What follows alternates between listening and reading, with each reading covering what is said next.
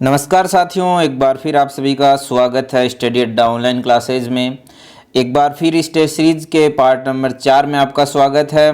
तो चलिए शुरू करते हैं। आज का जो अपना पहला क्वेश्चन है वह इस प्रकार है।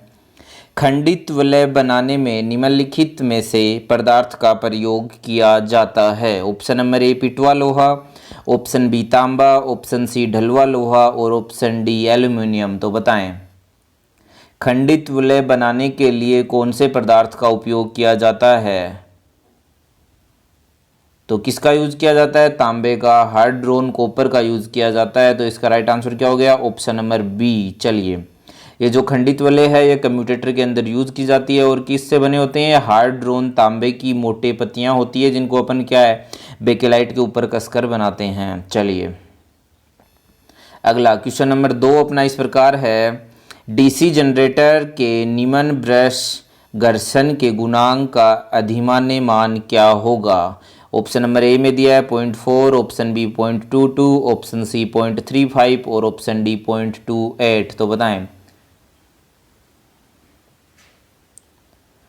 तो जो लघु ब्रश होता है उसका घर्षण गुणांक लगभग कितना होता है? 0.22 होता है।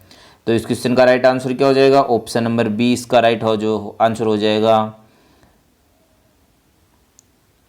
तो चलिए अगला क्वेश्चन देख लेते हैं। Question number 3। क्वेश्चन नंबर 3 अपना इस प्रकार है। स्थिर चाल पर चलने वाले श्रेणी वेष्टित जनरेटर में भार में वृद्धि के साथ टर्मिनल वोल्टता पर क्या प्रभाव पड़ता है? ऑप्शन नंबर ए बढ़ता है, ऑप्शन बी अपरिवर्तित रहता है, ऑप्शन सी घटती है, ऑप्शन डी इनमें से कोई नहीं। तो बताएं श्रेणी मोटर में जो प्रेरित इंड्यूज है वह टर्मिनल वोल्टेज व आर्मेचर ड्रॉप क्या होता है? दोनों में बराबर होता है। तो लोड का मान बढ़ेगा तो क्या होगा? आर्मेचर धारा के मान में भी वृद्धि होगी। लोड का मान बढ़ने से आर्मेचर धारा के मान में भी वृद्धि होगी और टर्मिनल वोल्टेज में क्या आएगी? कमी आएगी। तो इसका राइट आंसर क्या हो जाएगा? ऑप्शन नंबर सी इसका क्या हो जाएगा? राइट आंसर हो जाएगा।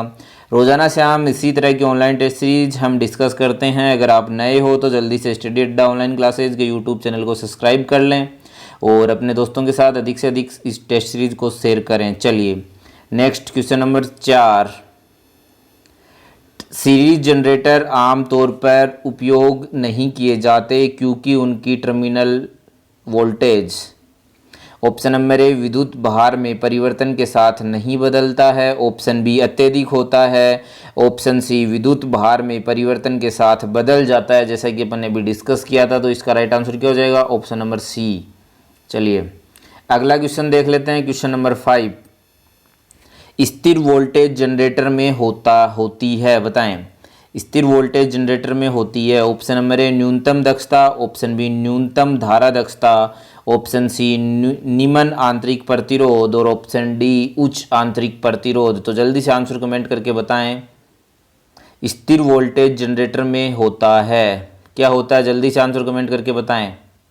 स्थिर वोल्टेज जनरेटर में निम्न क्या होता है? आंतरिक प्रतिरोध होता है। स्थिर वोल्टेज प्रकार के जनितर शंट जनितर व लेवल कंपाउंड जनितर होते हैं। तो इसके एग्जाम्पल कौन से हैं? एग्जाम्पल स्थिर वोल्टेज जनरेटर के एग्जाम्पल कौन कौन से हैं? डीसी शंट जनरेटर और जो लेवल कंपाउंड जनरेटर होता है वह क्या होते हैं? स्थिर वोल्टेज जनरेटर होते हैं। और इस क्वेश्चन का राइट आंसर क्या हो जाएगा? ऑप्शन नंबर सी निम्न आंतरिक प्रतिरोध।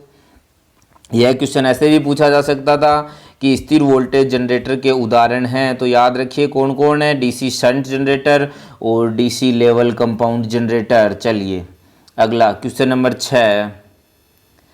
डीसी जनरेटर के पूर्ण भार हानियों में लगभग 30 से 40% का योगदान किस हानि का होता है? बताएं डीसी जनरेटर में फुल लोड पर जो हानि होती है उसमें 30 से 40% किस हानि का योगदान होता है?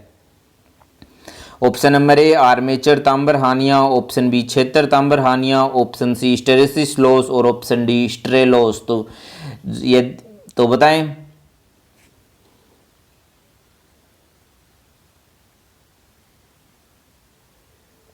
तो आर्मेचर में जो तांबर हानियां होती है उनका पूर्ण भार हानि के अंदर 30 से 40% योगदान होता है फुल लोड कंडीशन में। तो इसका राइट आंसर क्या हो जाएगा? ऑप्शन नंबर ए। काफ़ी इजी क्वेश्चन था। चलिए अगला क्वेश्चन नंबर 7 अपना इस प्रकार है, जल्दी से पढ़ें और आंसर कमेंट करके बताएं। लेप संयोजित आर्मेचर वाले एक 4 पोल शंट जनरेटर में क्षेत्र प्रतिरोध और आर्मेचर प्रतिरोध क्रमशः 50 ओम व 0.1 ओम है। इसमें 100 वोल्ट 40 वाट वाले 60 लैंपों को विद्युत शक्ति आपूर्ति प्रदान की जाती है। आर्मेचर धारा का मान क्या होगा? काफ़ी अच्छा न्यूमेरिकल है, कोई ज़्यादा हार्ड न्यूमेरिकल नहीं है। जल्दी से सोल्व करें और कमेंट करके बताएं इसका राइट आंसर क्या होगा। हमने को वोल्टेज की वैल्यू कितनी दी है? 100 वोल्ट दी है। प्रत्येक बल्ब की क्षमता कितनी दी है? 40 वाट दी है। ठीक है, तो इसके बाद एक बल्ब का रेजिस्टेंस ज्ञात करना आपको सबसे पहले। तो क्या एक बल्ब का रेजिस्टेंस कैसे ज्ञात करोगे? V² करके। तो एक बल्ब का रेजिस्टेंस क्या आ जाएगा? 250 ओम आ जाएगा। 250 ओम एक बल्ब का क्या आ जाएगा? रेजिस्टेंस आ जाएगा। ठीक, उसके बाद 60 बल्बों का तुल्य समांतर प्रतिरोध निकालना है। तो क्या करेंगे? 250/60 कर देंगे। 250/60 कर देंगे। ठीक है, उसके बाद क्या करना है? लोड धारा IL ज्ञात करो। तो IL इक्वल क्या होता है? V/RT। V की वैल्यू कितनी दी है अपने को? 100 दी है। और RT की वैल्यू अपने को कभी निकाली थी? 250/60। सोल्व करेंगे तो लोड करंट कितनी आ जाएगी? 24 एम्पियर आ जाएगी। और शंट फील्ड धारा निकालनी है। तो शंट फील्ड धारा, शंट का प्रतिरोध निकाल कितना दिया है? 50 ओम दिया है। और वोल्टेज 100 है तो 100/50 करेंगे तो शंट फील्ड धारा 2 एम्पियर आ जाएगी। तो क्या करना है? शंट फील्ड धारा और लोड धारा दोनों को जोड़ेंगे। तो लोड करंट अपना कितना आया था? 24 एम्पियर। और शंट करंट कितना है? 2 एम्पियर। 24 और 2 जोड़ेंगे तो राइट आंसर क्या आ जाएगा? 26 एम्पियर। ऑप्शन नंबर सी इसका राइट आंसर हो जाएगा। और सॉल्यूशन अगर समझ में नहीं आया तो अगर पूरा डिटेल लिखा हुआ सॉल्यूशन चाहिए तो आपको हमारे इंस्टाग्राम ID है स्टडी अड्डा ऑनलाइन क्लासेज, उस पर मिल जाएगा। काफ़ी इजी न्यूमेरिकल है।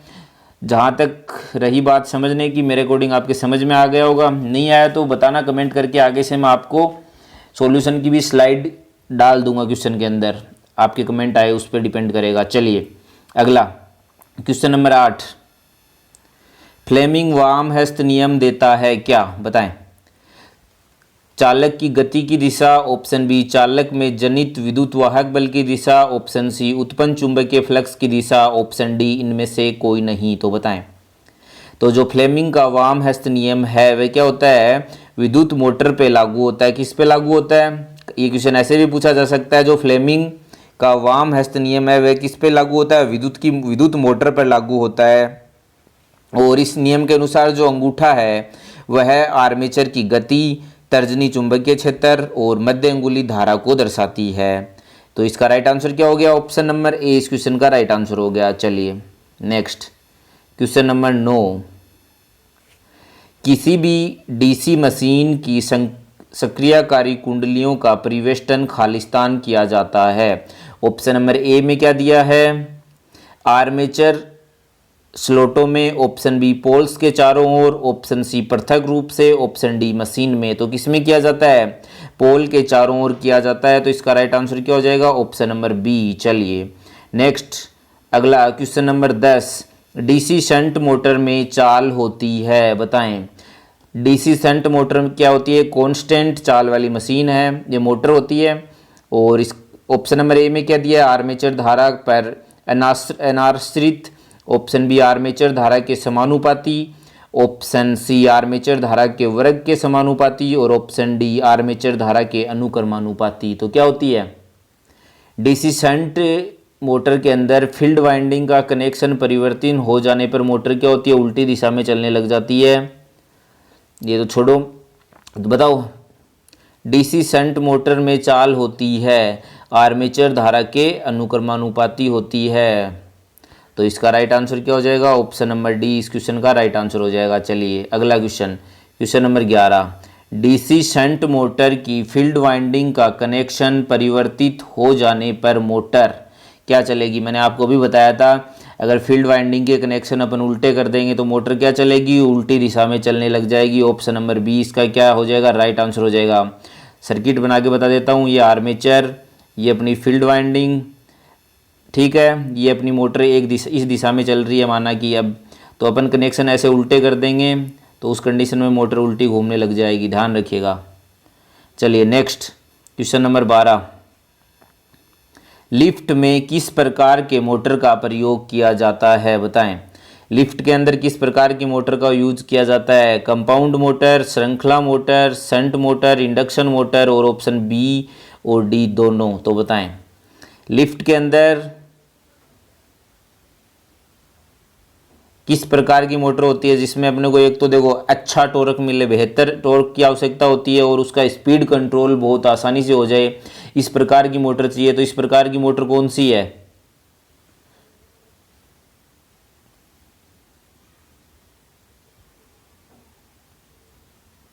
लिफ्ट में कंपाउंड व इंडक्शन मोटरों का प्रयोग किया जाता है क्योंकि इनका जो टॉर्क और स्पीड कंट्रोल है वो बहुत ही आसान होता है।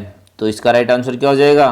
ऑप्शन नंबर ई। चलिए नहीं सॉरी की ई में क्या है, बी और डी, नहीं इंडक्शन मोटर, इस कंडीशन में इसका राइट आंसर क्या होगा? इंडक्शन मोटर और कंपाउंड मोटर जो ऑप्शन में नहीं है, तो प्रायोरिटी किसको दी जाएगी?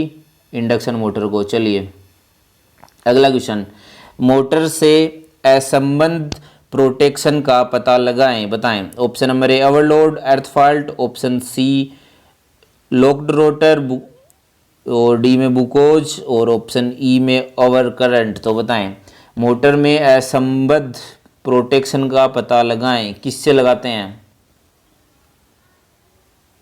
तो मोटर के अंदर असंबद्ध प्रोटेक्शन कौन कौन से होते हैं? Overload current protection, thermal overload protection, ground fault protection और लॉकिंग इन रोटर प्रोटेक्शन और एक और क्या होता है ओवर फ्लक्सिंग प्रोटेक्शन। टोटल 5 प्रकार के प्रोटेक्शन यूज किए जाते हैं। तो इसका राइट आंसर क्या हो जाएगा? बाकी सब तो प्रोटेक्शन है, इसमें कौन नहीं होते? बुकोज। ऑप्शन नंबर डी इसका क्या हो जाएगा? राइट आंसर हो जाएगा। चलिए अगला क्वेश्चन, 5 HP छोटी डीसी मोटर को सामान्यता होती हैं, बताएं। 2 ध्रुव, 4 ध्रुव, 6 ध्रुव और 8 ध्रुव, बताएं। 5 HP की छोटी डीसी मोटर में सामान्यतः क्या होते हैं? 2 ध्रुव होते हैं, 2 पोल होते हैं। तो इसका राइट आंसर क्या हो जाएगा? ऑप्शन नंबर ए। काफ़ी इजी क्वेश्चन है। चलिए अगले क्वेश्चन की तरफ चलते हैं। अगला क्वेश्चन आपके लिए, इस क्वेश्चन का राइट आंसर आप हमें कमेंट करके बताएंगे। प्रति मिनट 1.5 मीटर क्यूब पानी को 20 मीटर की ऊंचाई तक उठाने वाले एक पंप को एक 220 वोल्ट डीसी मोटर चलाता है। यदि कुल दक्षता 72% है तो सप्लाई से लिया गया करंट लगभग कितना होगा? मान लें कि 1.5 प्रति मीटर क्यूब 1.5 मीटर क्यूब पानी का द्रव्यमान 1000 किग्रा है। तो बताएं यह क्वेश्चन आज आपके लिए है और इसका आप हमें राइट आंसर कमेंट करके बताएंगे। और इस क्वेश्चन का अगर सॉल्यूशन चाहिए तो इंस्टाग्राम पे हमें फॉलो करें। इंस्टाग्राम आईडी हमारी स्टडी अड्डा ऑनलाइन क्लासेज है, उस पर आपको इसका फुल सॉल्यूशन मिल जाएगा। और कल नेक्स्ट वीडियो के अंदर मैं आपको इसका सॉल्यूशन डिस्कस करवा दूंगा अगर आपके कमेंट्स आए तो।